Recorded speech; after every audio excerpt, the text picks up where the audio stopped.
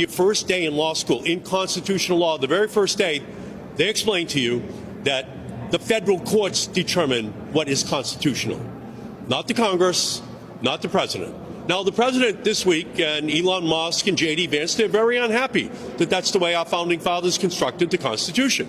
And so on birthright citizenship, they've now been blocked. On freezing all federal funds, they've now been blocked.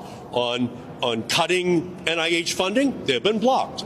On getting into all of the information about every American at the Department of Treasury, violating privacy rights of all Americans, they've been blocked. So they're very unhappy. But they're unhappy because they don't like the Constitution. They don't like the checks and balances. They don't like the system that was constructed to make sure that we did not have a king, we did not have a dictator, but we had, in fact, a system that ensured that all of these constitutional rights would be protected. And so right now, they're stymied for the time being, but ultimately we know what the plot is. The plot is to get into Medicare, to get into Medicaid, to get into all of the Department of Education funding programs, to get into clean air, to get into clean water. And why? To find the hundreds of billions of dollars in order to have the tax breaks for the millionaires and billionaires. So they're right now frustrated by the courts, who are saying, no, there are safeguards, there are procedures, there are laws on the books that have been passed by Congress and signed by presidents